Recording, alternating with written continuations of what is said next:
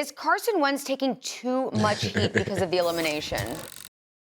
Sensitive subject, properly. Gosh, that was painful to listen to. But I don't think he's taking too much of the blame. Like, it kind of comes with the territory at quarterback. You're going to get a lot of credit. You're going to get a lot of blame. I think the difficult thing watching Carson Wentz and why, I both kind of feel sorry for him, have sympathy for him, but also feel like he kind of deserves this level of criticism, is in watching that game, which I'm sure both of you did. Those decisions were really unfortunate and awful. The back-to-back interceptions, him trying to throw the ball while being sacked, which ended up being like a fumble bowling attempt. Like, that stuff is ugly. And when you're on a team that is not that dependent on you, is kind of a run-first team, you're not going to get many opportunities to make your plays. You have to make the best of them, or at least be neutral in those situations. And it seemed like time and time again, the decisions that he is making in those situations are debilitating. And of course, the team game, they all lost. You could be critical of Chris Ballard for deciding to bring Carson Wentz in, given his track record, what they knew he was responsible for. But in that situation, in a kind of win-in-your-end situation in Jacksonville, you can't be the quarterback that turns the ball over 3 times and then be concerned and then have people say, nah, he don't deserve that much blame. Not 3, and 3 ugly turnovers. Like, it's not like he got stripped sacked from behind because someone missed a block. Like, he was in the grasp and decided that he was going to try to throw the ball away, and it was a fumble, and it's a recurring issue for Carson Wentz. The do too much all-star, Carson Wentz, keeps trying to do too much, and it debilitates his organization. So, yeah, he's getting the right amount of blame right now. Yeah, I'm so glad, Nick, we're having this conversation because for so long I've been hoping that somebody would make it make sense.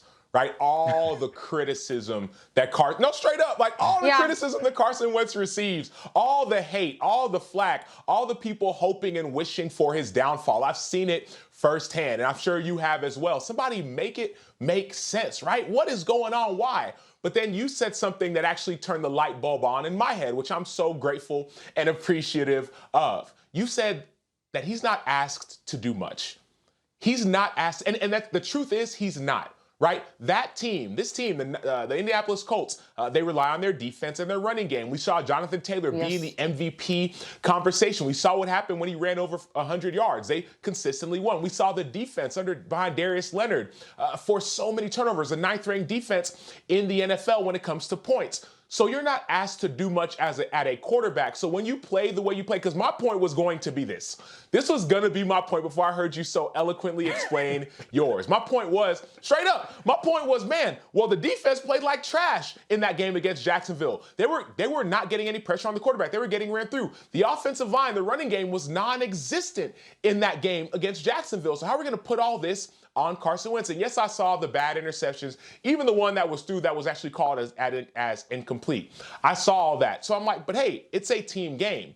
But the crux of your argument, seemingly to me, lies on the pin of he's not asked to do so much. And if you're not asked to do so much, and in the little that you do, you don't take advantage of it or make the most of it, then yes, this blame that we're placing on you is adequately being placed. And so for me, you have changed my mind on one piece, on the blame piece. But what you still got to help make sense to me, bro, is why is there so much flack? Right? I still don't get it. There is so much, almost like a magnifying glass on just him. Like, what is it? This dude threw 27 touchdowns and 7 interceptions. That's like top 10 in touchdowns and bottom 2 or 3 starting quarterbacks intercept. What is it? I don't get it. That part still doesn't make sense to me. So if you could explain that so eloquently, Neek, or even Charlie, I have one thing I can say to jump in here for, and I think it was Dan Orlovsky who said it earlier this week.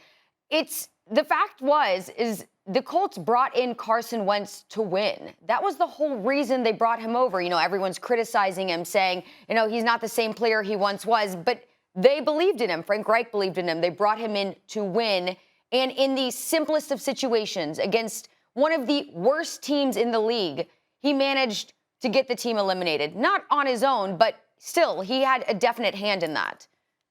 Yeah, I mean, I But think that conversation, Neek and Charlie. Right, No, go ahead. No, I'm gonna give it a shot. But I think that if you could at least be neutral in your opportunities, that'd be one thing. But to actually hurt your team in those opportunities is the tough part. But I think that you're right. Carson Wentz it feels like under an undue amount of scrutiny. And I think I could explain to you why. It's because so many people, and you mentioned Dan Orlovsky, he's one of them, loved him so much. And all of us who were watching it was like, yes, he had a good season, but he ain't that good.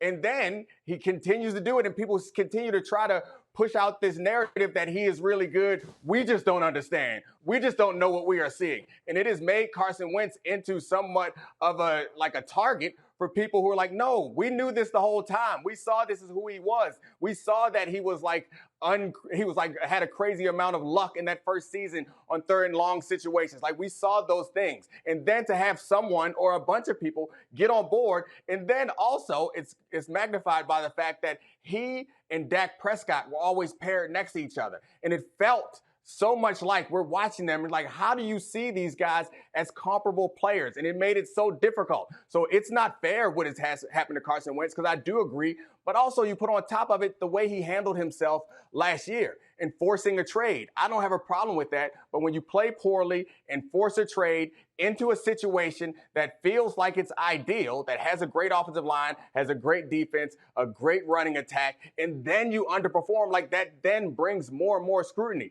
Whether it's fair or not, I don't know. But the way that you can put all this away is you go out there and cook. And he ain't been able to do that since his rookie year, it seems like. And that is the problem. And so I don't know if I've done a good job of explaining how Carson Wentz became this lightning rod, but I do see that. Like, he does get an undue amount of criticism. I remember on the game on Sunday, I tweeted out like a Carson Wentz joke after he fumbled. And then he threw back-to-back interceptions. And then I tweeted, all right, I'm starting to feel sorry for him. Boy, were my mentions on fire. People hated that I had sympathy for Carson Wentz. I was like, what did he do to you? Carson Wentz ain't do nothing to you. He's just out here doing his best. Thanks for watching ESPN on YouTube. For live streaming, sports, and premium content, subscribe to ESPN+.